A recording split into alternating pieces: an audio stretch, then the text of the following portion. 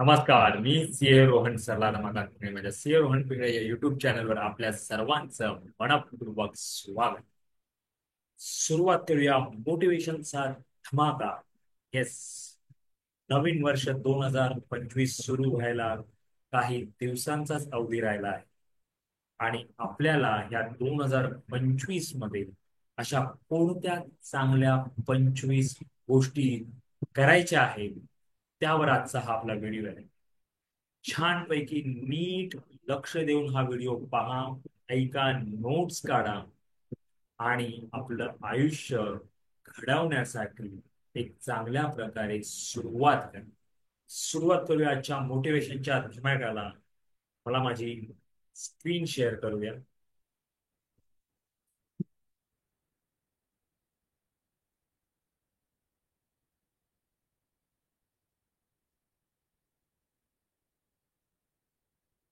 Yes, नवीन वर्ष 2025 आणि ह्या 25 गोष्टी आपल्याला करायच्याच आहे.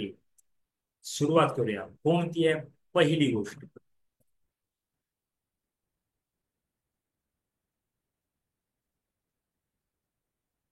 नामस्मरण. येस, पहिली गोष्ट आपल्याला सकाळ सकाळी उठल्यानंतर करायचंय ते नामस्मरण. एक तर तुम्ही सुरुवातीला सकाळी उठल्यानंतर आंघोळ करून मग करू शकता, किंवा आंघोळीच्या आधी उठल्यानंतर जिथे तुम्ही उठून बसताय बसू शकता, तिथे बसून तुम्ही नामस्मरणाला सुरुवात करायची. नामस्मरणामध्ये तुम्ही कोणतंही नाव घेऊ शकता, कोणतंही नाम घेऊ शकता. ईश्वरामध्ये तुमचं देवाचं विठ्ठल म्हणा, हरे कृष्ण म्हणा, हरे राम म्हणा, कोणतंही. पण ह्या नामस्मरण आपल्याला आपल्या आयुष्यामध्ये सुरुवात करायची आहे.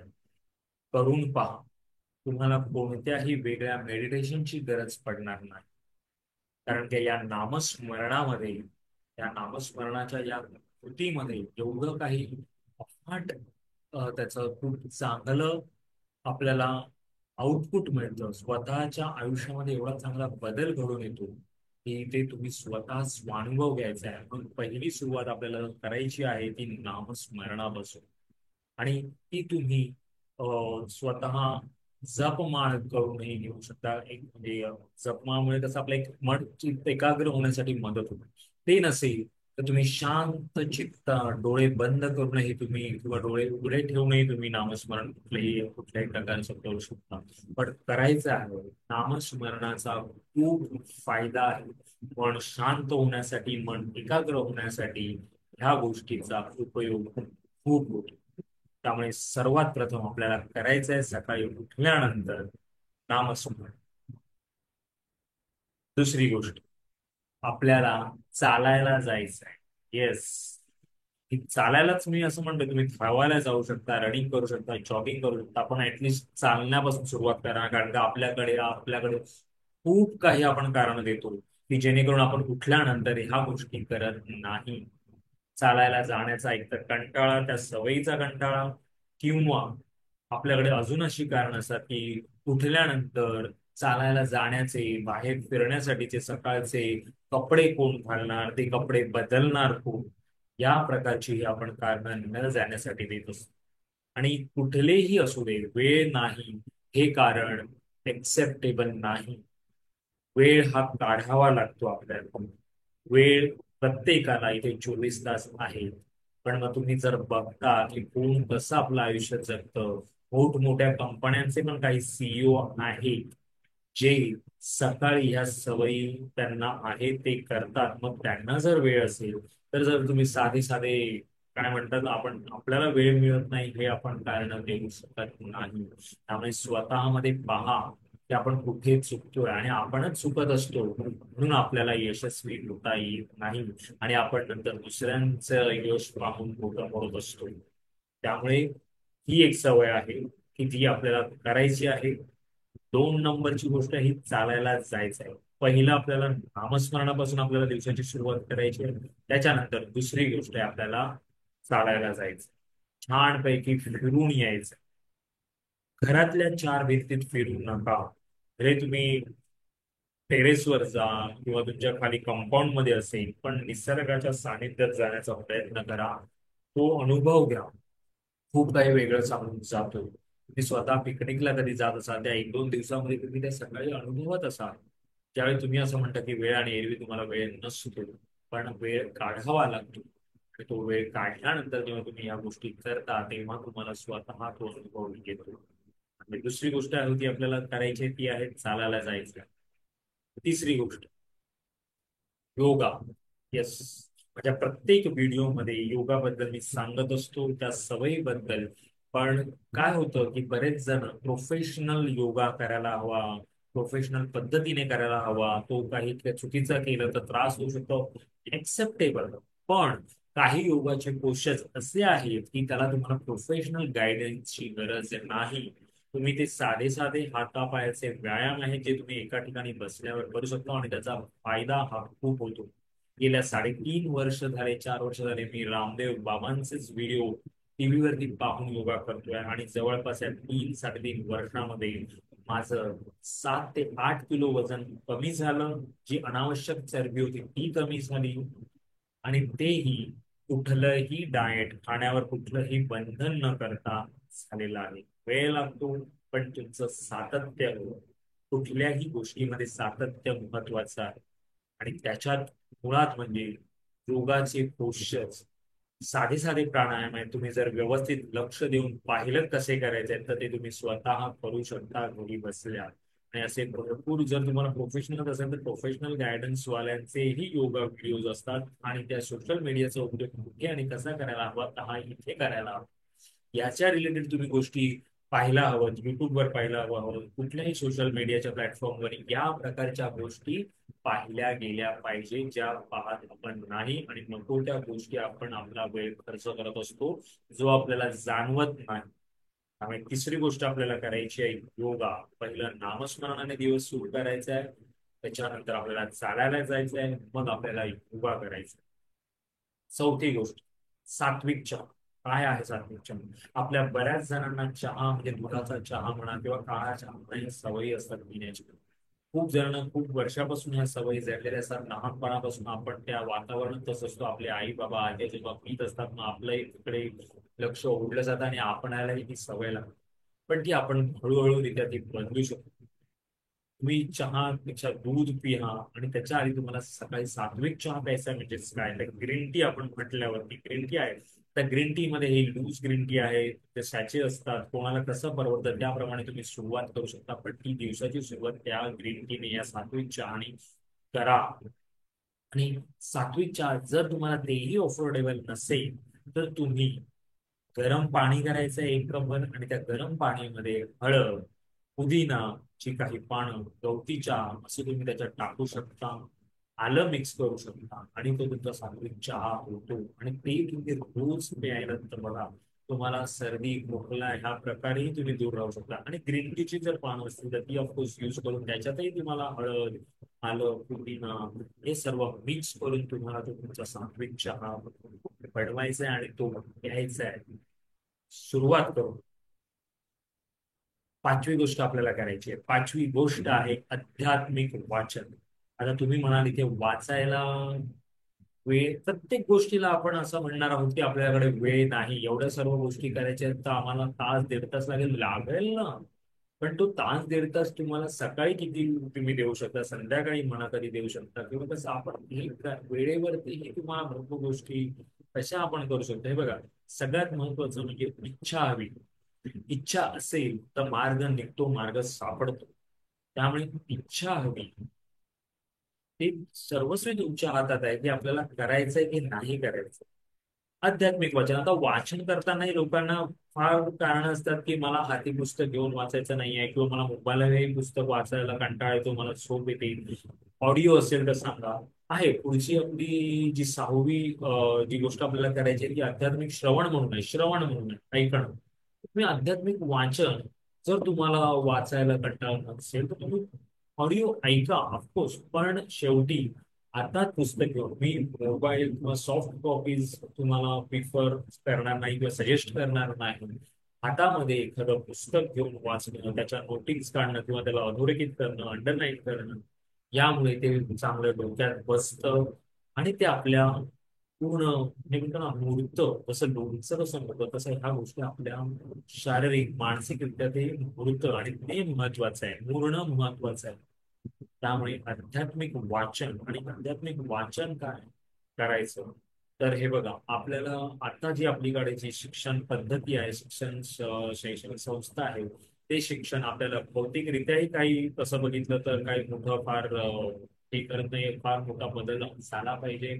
रामदेव बाबा याच्यात खूप मोठा प्रयत्न करतात. भारतीय शिक्षा बोर्ड हे आहे, गुरुकुल पद्धत जी असते, आध्यात्मिक वाचन हे झालं पाहिजे. नुसतं कॉन्व्हेंट इंग्रजी फाडफाड बोलणं, कोणालाही न्यूनगंड बाळगू नका. मी सांगतो, इंग्रजी किंवा भाषांचा न्यूनगंड बाळगू नका, काही होत नाही. आपण आपलं भविष्य, भाषा कोणती असो, आपल्या मातृभाषेतच उलट आपण जर पुढे व्यक्त झालो तर हे सगळ्यात चांगलं. आजकाल सगळीकडे दुभाषी असतात, त्यामुळे कुठल्याही भाषा तुम्हाला जर यायला हवी हे चांगलंच आहे, पण त्याचा न्यूनगंड बाळगू नका. तुम्हाला इंग्रजी येत नसेल किंवा अजून कुठली भाषा तुम्हाला येत नसेल आणि त्याच्यामुळे तुमचं आयुष्य काही फार हे होईल असं नाही आहे. तुम्हाला तुमचं आयुष्य घडवता येतं, उलट मातृभाषेला तुम्ही महत्व द्या. मातृभाषेमध्ये तुम्ही संवाद साधा, व्यक्त व्हा. आणि त्यातही आध्यात्मिक वाचन, आपल्याला एवढी चांगली मोठी संस्कृती आहे. सनातन हिंदू काय आहे, तर हे आध्यात्मिक वाचन, आपलं भगवद्गीता, भागवत, ज्ञानेश्वरी, तुकारामांचे अभंग, हे संत साहित्य वाचलं गेलं पाहिजे. तुम्ही करून पहा, दिवसाला साधं 5 ओळी वाचा आध्यात्मिक वाचनातले, पण करून पहा. तुम्हाला स्वतःला अनुभव घ्यायचा आहे. मी सारखं सारखं तेच सांगतोय की जेव्हा तुम्ही हे गोष्टी कराल तेव्हा तुम्हाला त्याचा अनुभव, त्याची प्रचिती नक्की येणार. तुम्ही करून पहा. 6वी गोष्ट, आध्यात्मिक श्रवण. जसं आध्यात्मिक वाचन झाल्यावर काही वेळ आपल्याला आध्यात्मिक श्रवणासाठी द्यायचं आहे, म्हणजे भजन कीर्तन ऐकायचं आहे किंवा पाहायचं आहे. मी म्हणालो ना, सोशल मीडियाचा वापर कसा करायचा, ते सोशल मीडिया जर अशा गोष्टींसाठी वापरलं तर खूप काही चांगलं आपल्याला आयुष्यामध्ये मिळतं आणि दिलं जातं. पण त्याचा सदुपयोग कसा करायचा आहे हेच आपल्याला माहिती नसतं, किंवा ते आपण आपल्या पुढच्या पिढीपर्यंतही पोहोचवू शकत नाही. आणि त्याच्यामुळे त्याचा दुरुपयोग कसा होतो तो आपल्याला माहिती आहे.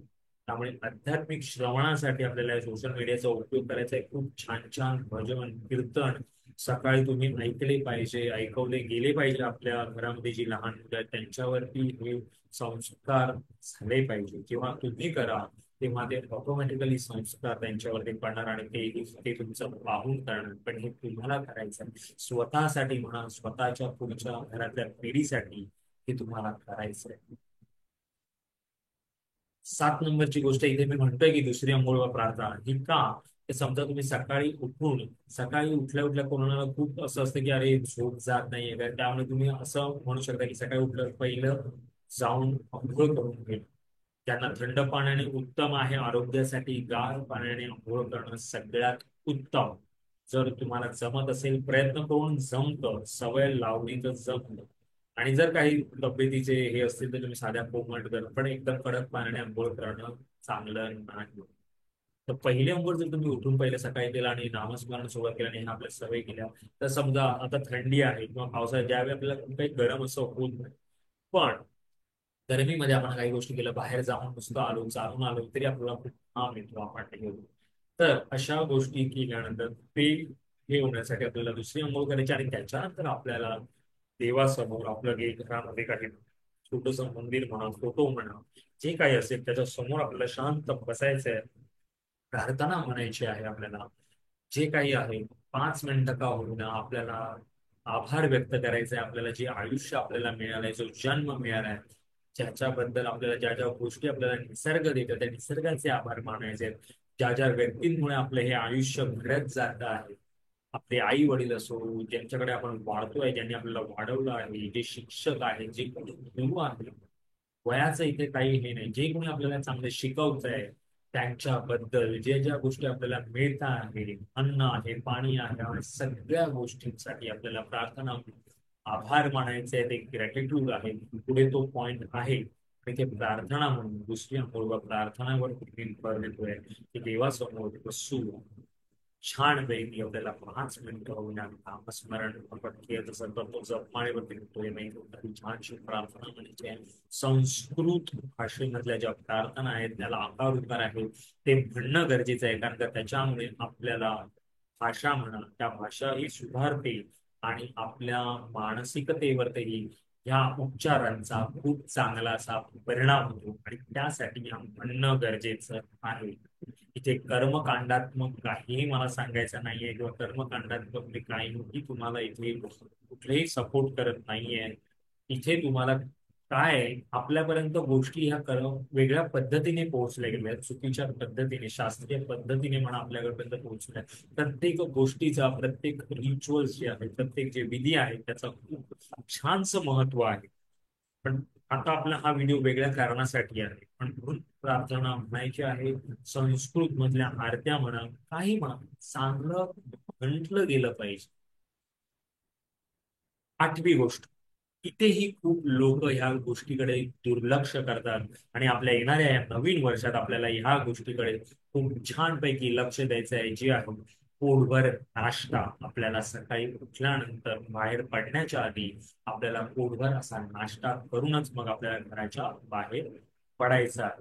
कारण का बरेच जण काय होतं बाहेर पडताना घाईघाईमध्ये नको नको आता मला नाश्ता नको बनवलेला असतो आपल्या घरी बायकोने आईने बहिणीने बनवलेला असतो पण आपण त्याच्याकडे दुर्लक्ष करतो नाही म्हणजे ट्रेन सुटेल म्हणजे बस सुटेल आणि आपण जशी आहे तशी बॅग घेतो किंवा डबा आहे ते घेतो आणि आम्ही हा नाश्ता बाहेर करून ठेवू. पण काय होतं बऱ्याच वेळा मग आपल्याला नंतर ते भूक लागते त्याच्यामुळे कदाचित आपली ऍसिडिटी भडकू शकते. त्याच्यामुळे डोकं दुखू शकतं त्याच्यामुळे आपल्या कामाकडे नीट लक्ष लागत नाही. पण काय होतं पोटभर नाश्ता का करायचा असतो आपण रात्री 9-10 कधी आपण जेवलो असतो त्याच्यानंतर आपल्या सकाळी 9 ते 10 तासाचं अंतर पडलेलं असतं आणि ते पडणं गरजेचं असतं आणि त्याच्यानंतर आपल्या शरीराला एक ऊर्जा आवश्यकता असते ऊर्जेची आवश्यकता असते आणि त्या ऊर्जेच्या आवश्यकतेसाठी आपल्याला छानसा पोटभर नाश्ता करणं गरजेचं आहे आणि ते करायलाच हवं. त्यामुळे 2025 मध्ये तुम्ही ही सवय लावून घ्यायची आहे. पोटभर नाश्ता करूनच आपल्याला घराच्या बाहेर पडायचं. 9वी गोष्ट प्रवास एक वाचनालय. येस आता बऱ्याचदा आपल्याला नोकरी धंद्यानिमित्त आपल्याला प्रवास करावा लागतो. मुंबईमध्ये लोकल ट्रेनचा प्रवास लोक करतात 1 ते 1.5 तासाचा जातो किंवा गाडीमध्येही आपल्याला अर्धा तासाचा 1 तासाचा प्रवास करावाच लागतो कामाच्या ठिकाणी पोहोचण्यापर्यंतचा.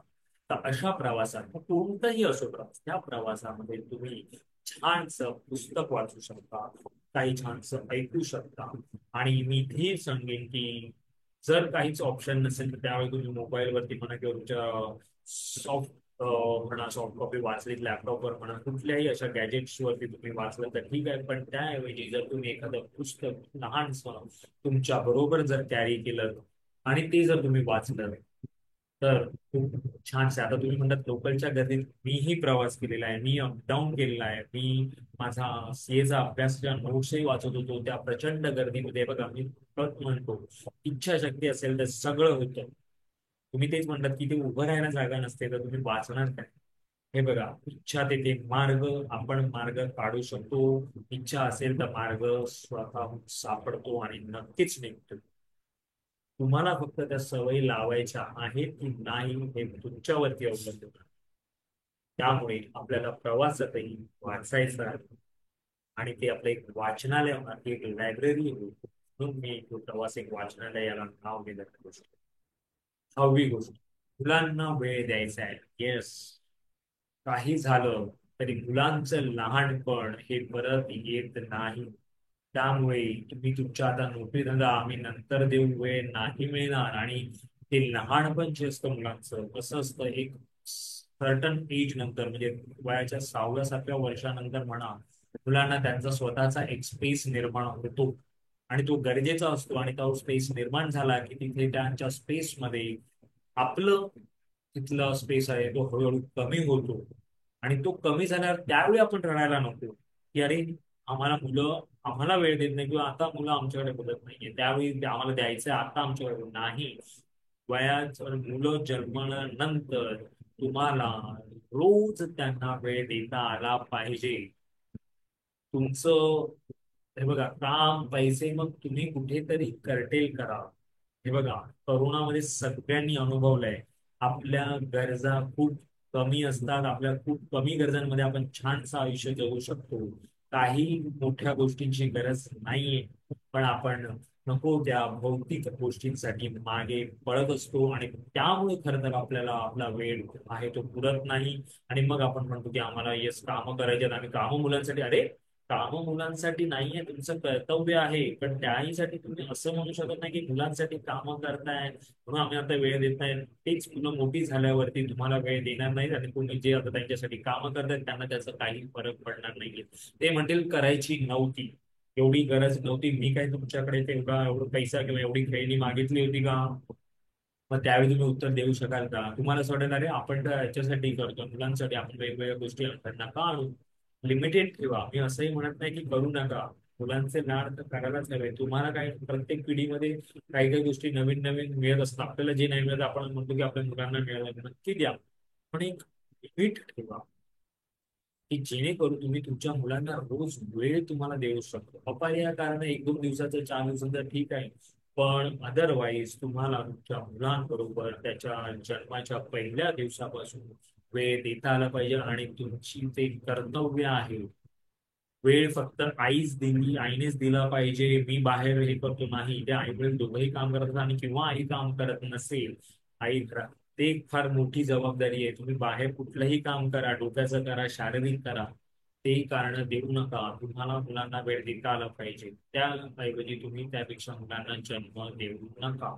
जर तुम्हाला मुलांना वेळ देता येत नसेल तर मी ते परखडपणे सांगतो की मुलांचं आयुष्य बर्बाद करू नका, येणाऱ्या पिढीचं आयुष्य बर्बाद करू नका. कारण का त्यांचं पूर्ण आयुष्य हे सर्वस्वी आई वडिलांवर अवलंबून असतं. ते मातीचा गोळा असतो, जसं तुम्ही घडवता तसं ते घडतं.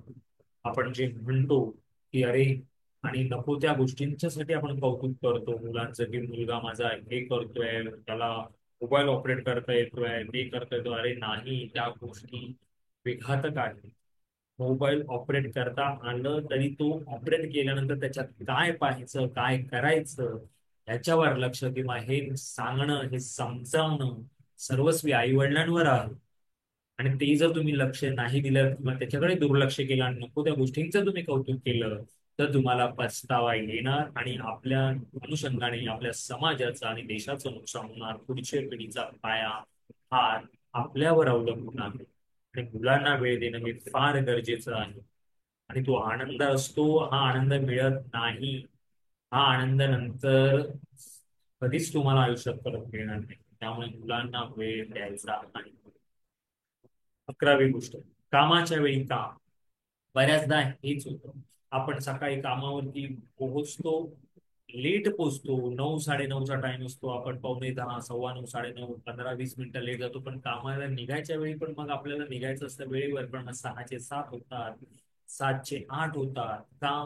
कारण का आपण मधल्या वेळेमध्ये कामाच्या ऐवजी जिथे मोबाईल अलाउड असेल तिथे आपण मग टुंग टुंग वाजलं तर ते नोटिफिकेशनचं ईमेल बघ, त्याच्यावर काही काय आलंय ते बघ, 1-2 मिनिटाच्या रीलने काय होणार आहे, असं करत करत आपण 10 ते 15 मिनिटं वाया घालवतो. आणि जेवणाच्या वेळी ही दुपारी म्हणा किंवा कुठल्याही खाण्याच्या वेळी तुम्ही खाणच करूया. फार फार तर एक छानशा कोणत्या गोष्टी गप्पा मारल्या तर गोष्ट वेगळी, पण सोशल मीडिया, टीव्ही पाहणं जेवणाच्या वेळी नाही करायला हवं. कारण का तो तुमचा वेळ तिथेही वाढतो. म्हणजे जिथे 15 मिनिटात तुमचं डबा खाऊन होणार असेल, तिथे तुम्हाला अर्धा तास जातो. आणि याचमुळे काय होतं, जर एम्प्लॉय तसा असेल तर एम्प्लॉयरही तेच करतो. म्हणून एम्प्लॉयर सॅटर्डेच्या सुट्ट्या देत नाही, 6 दिवस कामाला बोलवतो, किंवा दिवसाचे 8 तास 9 तासात ठेवून देतो. याचं कारणही तसं आहे, कारण का आपण नोकरदार एम्प्लॉई तसे असतात, तशा वृत्तीचे असतात. जर तुम्ही दाखवून दिलं तुमच्या एम्प्लॉयरला की आम्ही अशा प्रकारे ते, आणि ऑटोमॅटिकली होतं. त्यामुळे तुम्ही तेव्हा स्वतःहून तुमच्या साहेबांना, बॉसला बोलू शकता की आम्ही वेळेवर येतो, वेळेवर काम करतो, आम्ही वेळेवर निघणार, आम्हाला ओव्हर टाईमची गरज नाही. आम्हाला, कारण का तोच वेळ तुम्ही घरी जाऊन देऊ शकता. एकदा का तुम्हाला लेट झाला की तुम्ही घरी लेट पोहोचणार, घरी लेट जेवणार, लेट झोपणार आणि मुलांनाही तुम्हाला वेळ देता येणार नाही. त्यामुळे कामाच्या वेळी काम करणं हे डोक्यात बसवणं. 5 ते 2 मिनिटं काय होणं काही होते तुमचे वाया का घालवायचे, कामाच्या वेळी हे कामच करणं महत्वाचं आहे हे समजून घ्या. 12वी गोष्ट, सोशल मीडिया. येस, जसं आपण मी आता म्हणतोय सोशल मीडियाचा उपयोग काय आहे ना हे जाणून घेतलं तर त्याच्यामुळे आपण आपल्या आयुष्यात खूप मोठी प्रगती करू शकतो, खूप काही चांगलं शिकू शकतो. खूप चांगला कंटेंट ह्या सोशल मीडियावरती आहे ज्याच्याने आपल्याला शारीरिक मानसिक फायदा होतो आणि त्याच गोष्टी आपण पाहिल्या गेल्या पाहिजे. पण आपण ते पाहत नाही. सोशल मीडियावरचे नको ते रील्स, नको ते वेब सिरीज, नको त्या पिक्चर्स मध्ये एक एक दीड दीड तास दिवसाचे घालवतो आणि आठवड्याचेही आपले 5-6 तास असेच निघून जातात. त्यामुळे हा सोशल मीडियाचा वापर कसा करायचा हे आपल्याला कळलं पाहिजे. 13वी गोष्ट आपल्याला करायची आहे जी आहे आपल्याला तुलना करण्याचं थांबवायचं आहे. आणि तुलना करण्याचं दुसऱ्यांशी, स्वतःची तुलना करा, स्वतःच्या आधीच्या परफॉर्मन्स वरती तुलना करा. आपण आधी कसे होतो, आपण आता कुठे आहोत, आपण काय करत आहोत हे स्वतः बरोबर नेहमी कम्पेअर करा. दुसऱ्यांशी तुलना कुठल्याही बाबतीत करू नका. ना तुमच्या अभ्यासाबद्दल जे स्टुडंट असतील, किंवा तुमच्या नोकरी धंद्याबद्दल, किंवा तुमच्या पैशा अडक्यांबद्दल, तुमच्या प्रॉपर्टीज बद्दल, इन्व्हेस्टमेंट्स बद्दल, कुठल्याही गोष्टीबाबत तुम्ही दुसऱ्यांशी तुलना करायची नाहीये. त्याच्याने तुम्हाला नेहमी त्रासच होणार. त्यापेक्षा ती तुलना करायची ती स्वतः बरोबर ती करा, तरच तुम्हाला यश मिळेल. 14वी गोष्ट, आध्यात्मिक सत्संग म्हणजेच काय, असोसिएशन म्हणजे संगत आपली कशी हवी ती. जशी संगत तशी मती, तशी मती तशी गती. त्यामुळे संगत चांगली तर आपल्याला तशा गोष्टी, हा संगतीही मध्ये तुम्ही राहू शकता, तसं तुमचं मनावरती तुमचे संस्कार घडले पाहिजेत. म्हणून मी जे म्हणालो ना, मुलांवरती संस्कार करणं हे आईवडिलांचं काम आहे. त्यामुळे तुमच्या अवतीभोवती जरी तुमच्या मित्र परिवारामध्ये म्हणा किंवा तुमच्या आजूबाजूच्या बऱ्याच गोष्टींमध्ये असे बऱ्याच काही गोष्टी असतील की जिथे आपण जाणं आपलं गरजेचं आहे, आपण अवॉइड करू शकत नाही, इग्नोर करू शकत नाही, पण तिथे राहूनही तुम्ही छानपैकी जगू शकता, तुमचे संस्कार तुम्ही टिकवू शकता. पण कधी जेव्हा तुमच्या ह्या मेंदूमध्ये त्या लहानपणामध्ये ते संस्कार कसे घडले गेले पाहिजे. आणि आध्यात्मिक सत्संगाला जाणं, त्या गोष्टीचा अर्धा पाऊण तास 1 तास देणं, ते असोसिएशन असतं त्यामुळे खूप गरजेचं आहे. त्याच्यामुळे आपल्याला आध्यात्मिक हा मी शब्द खूप त्याच्यामुळे याच्यावरती माझा एक वेगळा व्हिडिओ तुम्हाला चॅनलवरती मिळेल, आध्यात्मिकता आणि योग. त्याचं महत्व तुम्ही तो व्हिडिओ नक्की पहा. त्याच्यात तुम्हाला नक्की डिटेलिंग कळेल की का आध्यात्मिकतेची गरज आहे आपल्या. तुम्हाला एक सांगतो की तुम्हाला असं वाटतं की आध्यात्मिकता हे, किंवा बरेच जण जसे म्हणतात लोक की हे बाबा पूजा पाठ किंवा हे गोष्टी मी रिटायर झाल्यावरती करेन, पोस्ट रिटायरमेंट करेन, आता माझ्याकडे वेळ नाही. नाही, तुम्ही जर आध्यात्मिकतेला आता महत्व दिलं, तुम्ही जर आता त्या गोष्टी करायला सुरुवात केली तर तीच आध्यात्मिकता तुम्हाला तुमच्या भौतिक जीवनातही, भौतिक आयुष्यातही तेवढीच प्रगती पथावर नेईल. असं ते आध्यात्मिकताचं महत्व आहे. त्यामुळे आध्यात्मिक वाचन, संगत, आध्यात्मिक श्रवण हे झालंच पाहिजे. त्याच्यामुळे तुम्ही भौतिक प्रगती पथावरती नक्की मानाने उंची गाठू शका. 15वी गोष्ट, कुटुंबासोबत वेळ. जसं मुलांसाठी मी म्हणतोय तसंच आपल्या कुटुंबाची जी काही आपण कुटुंब, ज्या लोकांमध्ये म्हणजे आई वडील आहे, भाऊ बहीण आहेत, बायको आहे, बहीण आहे, जे कोणी आपल्या बरोबर 4-5 जण आपण एकत्र राहतो, ज्याला आपण कुटुंब म्हणतो, त्या कुटुंबाला आपल्याला वेळ देता आला पाहिजे. म्हणून जेवणाची वेळ म्हणा किंवा काहीतरी चुकवून न चुकता सगळ्यांनी एकत्र जेवलं पाहिजे. 2-4 गोष्टी संवाद साधला पाहिजे. त्यावेळी मोबाईलवरती घेऊन बसण्यापेक्षा, आजकाल बाजूबाजूला आपण जेवायला बसतो, हॉटेलमध्ये जातो, तरी तुम्ही टेबलवर चित्र पाहत असाल की आपण आपल्या मोबाईलमध्ये असतो. आणि आपण मग कशासाठी कुठल्या आउटिंगला जायचं म्हणतात. अशा वेळी हे गॅजेट्स कम्प्लिटली बाहेर बाजूला ठेवायचे आणि आपण आपल्या कुटुंबाला हा वेळ दिला पाहिजे. तर 2025 मध्ये ही गोष्ट करायची आहे. त्या प्रत्येक गोष्ट ही आपल्याला करायची आहे. म्हणून मी म्हटलं की ह्या 25 गोष्टी, अशा बऱ्याच गोष्टी आहेत, पण ह्या 25 गोष्टी मी निवडल्या की ज्या आपल्या, मी ह्या 2025 मध्ये जर करत असाल तर करायला सुरुवात करा. 16वी गोष्ट आहे, तब्येतीला प्राधान्य. अजून एक महत्वाची गोष्ट आहे जी आपल्याकडे तब्येतीला हेळसांड होते. आपण तब्येतीला प्राधान्य देत नाही, प्रायोरिटी आपण सेट करत नाही. आपण काम काम म्हणतो, पैशाच्या मागे धावतो, किंवा आपल्या गरजा ज्या भौतिक मी म्हणी, त्या भौतिक गरजा करण्याच्या मागे आपण आपल्या तब्येतीला, ती तब्येत जर आपली राहिली नाही तर तुम्ही ज्या भौतिक गोष्टी मिळवताय त्याचा तुम्ही आनंद कसा लुटू शकता? आनंद जेव्हाच लुटू शकाल जेव्हा तुम्ही, तुमची तब्येत व्यवस्थित असेल, कणखर असेल, वयाच्या साठीमध्येही तुम्ही एक चांगल्या 100-500 पायऱ्या चढून जाऊ शकाल, निसर्गामध्ये तुम्ही फिरू शकाल, तर त्या गोष्टीला महत्व आहे. म्हणून तब्येतीचं प्राधान्य जपा, तब्येतीला प्राधान्य द्या, कुटुंबाच्या तब्येतीला प्राधान्य द्या. काम ही नेहमी सेकंड प्रायोरिटी ठेवा. सगळ्यात पहिली प्रायोरिटी म्हणा तुम्ही, तब्येत आणि कुटुंब ही सगळ्यात पहिलं प्राधान्य आहे, आणि त्याच्यानंतर तुमच्या कामाला प्राधान्य आहे. 17वी गोष्ट, प्लॅनिंगला वेळ द्या. म्हणजेच काय तर आपल्याला आराखडा करायचा आहे. प्रत्येक दिवस जो आपला सकाळी सुरू होतो त्याच्या आदल्या दिवशी रात्री म्हणा, किंवा एक आठवड्याचं प्लॅनिंग तुम्हाला करता आलं पाहिजे. एक पेज प्लॅन, याच्यावरही काही व्हिडिओज माझे चॅनलवरती आहे. पूर्ण एक मराठीमध्ये व्हिडिओ आहे, इंग्रजीमध्ये आहे. तर तुम्हाला तुमच्या प्लॅनिंगसाठी वेळ, इथे लोक सगळं इथे ठेवायला बघतात. त्यांना असं वाटतं माझी मेमरी आहे, मेमरी नाही. मेमरी कधी दगा देईल तुम्हाला सांगता येत नाही, आणि दगा देतेच. त्यापेक्षा छानस प्लॅनिंग, एक पेजचा आराखडा तुमचा जमला पाहिजे की मला सोमवारी काय करायचं आहे, मंगळवारी काय करायचं आहे, बुधवारी काय करायचं आहे, आणि त्या सोमवारमध्ये मला सकाळी 11 वाजता काय करायचं आहे, संध्याकाळी 4 वाजता काय करायचं आहे, हे ठरलं पाहिजे. आणि तुम्हाला साधारण 1 ते 1.5 तास फक्त आठवड्यातला कुठला तरी द्यायचा, जेणेकरून तुम्ही तुमचा पूर्ण आठवडा प्लॅन करू शकता. आणि याच्यामुळे आपला खूप वेळ वाचतो, आपली खूप एनर्जी, ऊर्जा ही वाचते. आणि आपण म्हणून हे प्लॅनिंगचं महत्व खूप आहे. तर प्लॅनिंगला वेळ द्या. कृती करण्याच्या आधी तुमच्याकडे प्लॅन हवा. बघा, जसं मी म्हटलं, कृती करण्याच्या आधी आपल्याकडे प्लॅन हवा. आणि आपली 18वी गोष्ट आहे, आपल्याला कृती करायची आहे.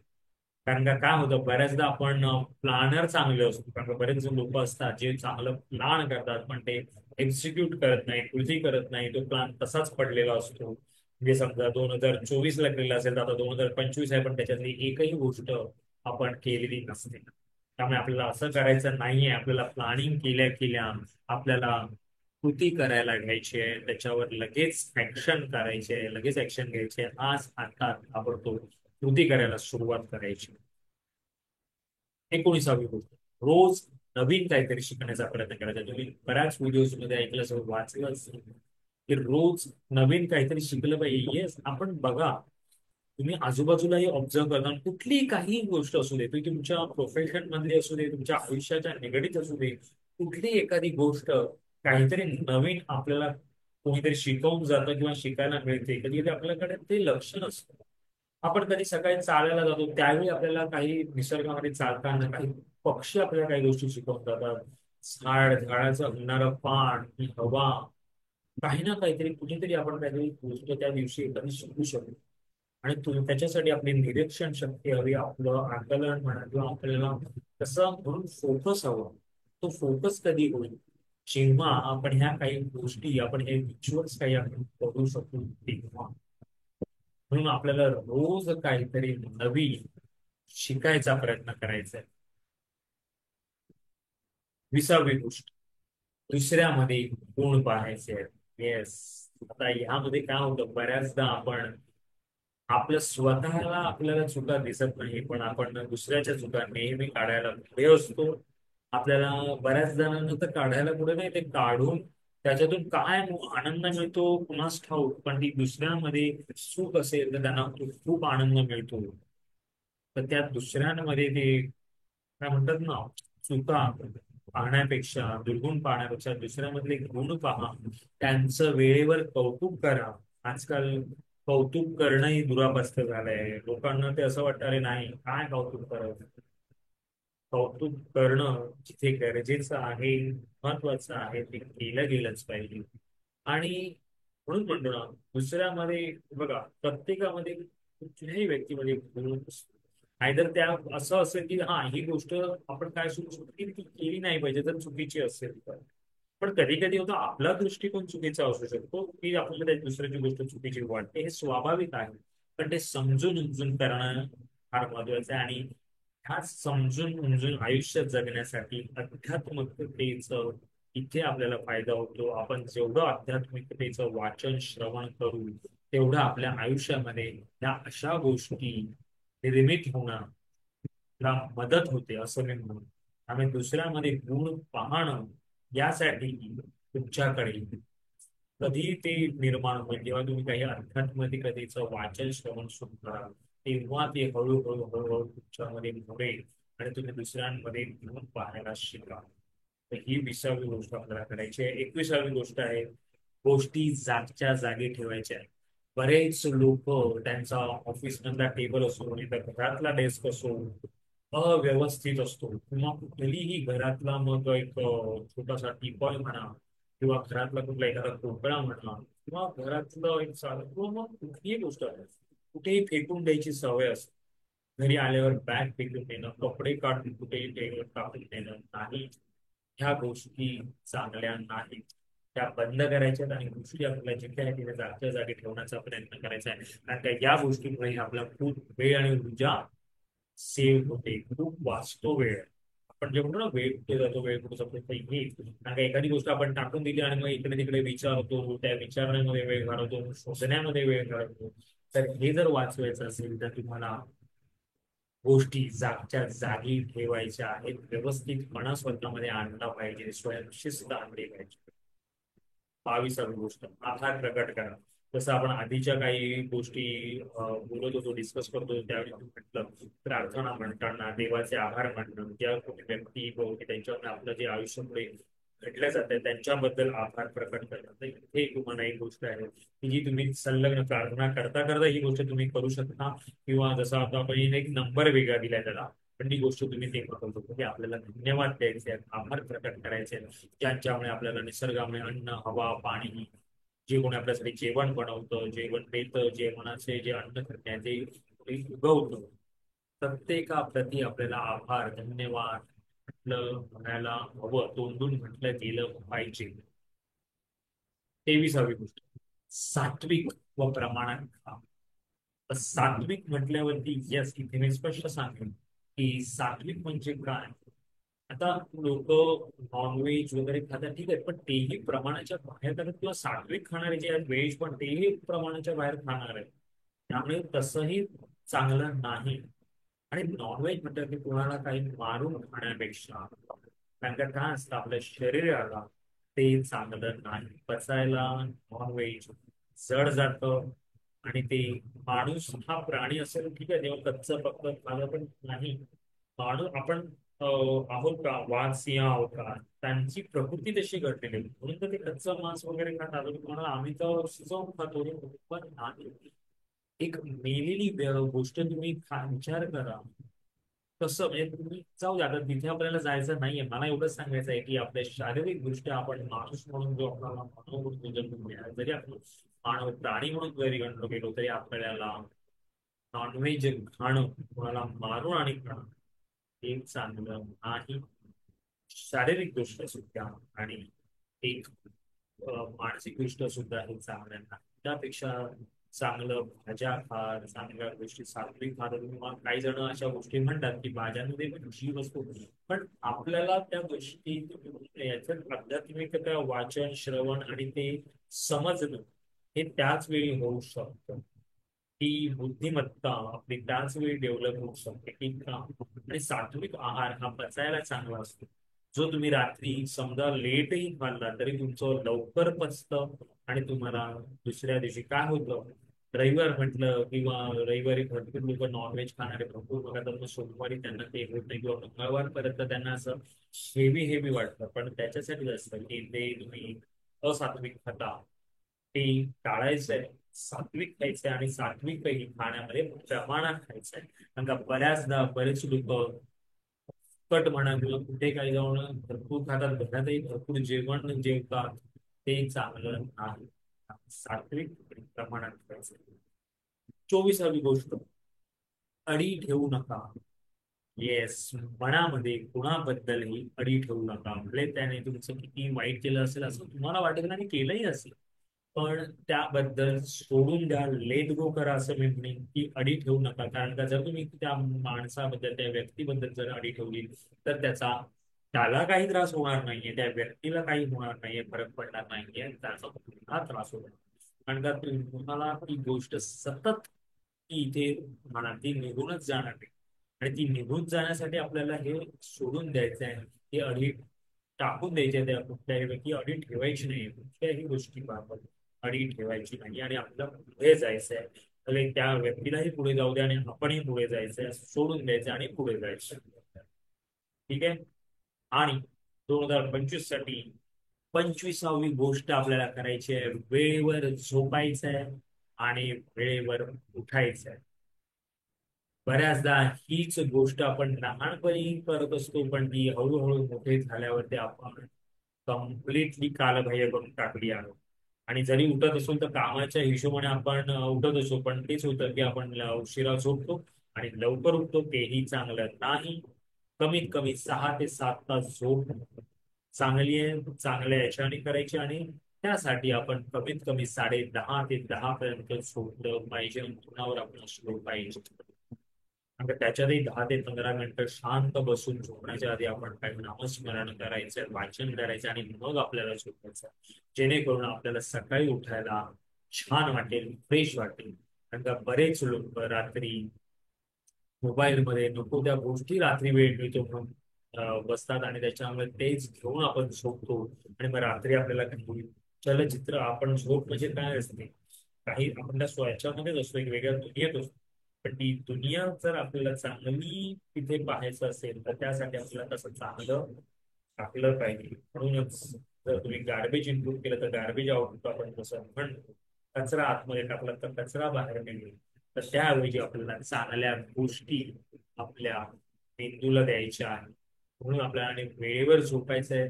आणि वेळेवर झोपलं तर तुम्ही वेळेवर सकाळी उठाल आणि तुम्हाला चांगला ऊर्जा वेळ वाटेल, ऊर्जात्मक वाटेल, उत्साही वाटेल, आणि तुम्ही जोमाने दिवसाला सामोरे जा.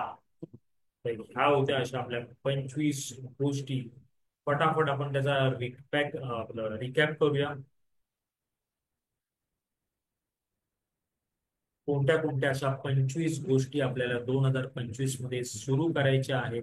एखाद दोन गोष्टी म्हणा किंवा 5-6 गोष्टी तुम्ही करतही असाल, पण आपल्याला ह्या 25 गोष्टी करण्यावर भर द्यायचा आहे. पहिली आहे नामस्मरण, चालायला जायचंय, योगा करायला जायचंय, सात्विक चहा प्यायचा आहे, आध्यात्मिक वाचन करायचं आहे, आध्यात्मिक श्रवण करायचं आहे, अंघोळ दुसरी प्रार्थना म्हणायची आहे, पोटभर नाश्ता करायचा आहे, प्रवासात आपल्याला वाचायचं आहे, मुलांना वेळ द्यायचा आहे, कामाच्या वेळी काम करायचं आहे, सोशल मीडियाचा योग्य वापर करायचा आहे, दुसऱ्यांबरोबर तुलना करायची नाहीये, स्वतः बरोबर करायची आहे, आध्यात्मिक सत्संग आपल्याला करायचा आहे, संगत आपल्याला तशी ठेवायची आहे, कुटुंबाला आपल्याला वेळ द्यायचा आहे, त्याच्यानंतर तब्येतीला प्राधान्य द्यायचं आहे, प्लॅनिंगला वेळ द्यायचा आहे, आराखडा बनवायचा आहे, आणि त्याच्यानंतरच आपल्याला कृती करायची आहे. रोज नवीन काहीतरी शिकायचं आहे, दुसऱ्यामध्ये आपल्याला गुण पाहायचे आहे. ते कधी पाहू शकाल जेव्हा तुम्ही आध्यात्मिक वाचन श्रवण करा. गोष्टी जागच्या जागी ठेवायच्या आहेत, व्यवस्थित ठेवायच्या आहे, व्यवस्थितपणा आपल्यामध्ये आणायचा आहे, आभार प्रकट करायचे आहे, धन्यवाद द्यायचे आहे, सात्विक व प्रमाणात खायचे आहे, अडी ठेवायची नाहीये कुणाबद्दल, सोडून द्यायचं आहे, आणि आपल्याला वेळेवर झोपायचं आहे, वेळेवर उठायचं. तर अशा होत्या ह्या आपल्याला 25 गोष्टी ज्या आपल्याला करायच्या आहेत. हा व्हिडिओ परत परत पहा, पुन्हा पुन्हा पहा, छानपैकी नोट्स काढा, त्या रोज उजळणी करा.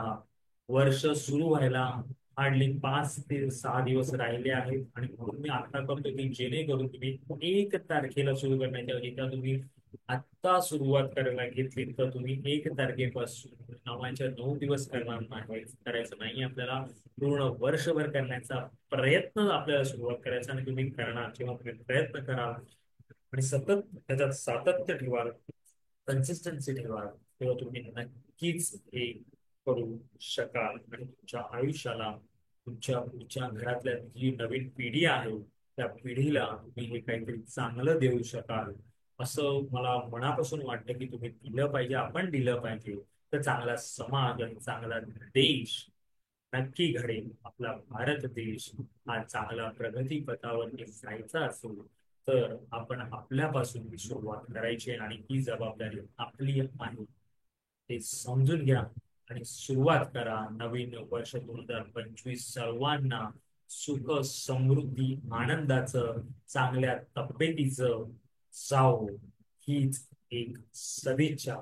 पुन्हा भेटू अशा एका नवीन विषयासोबत. तोपर्यंत नमस्कार.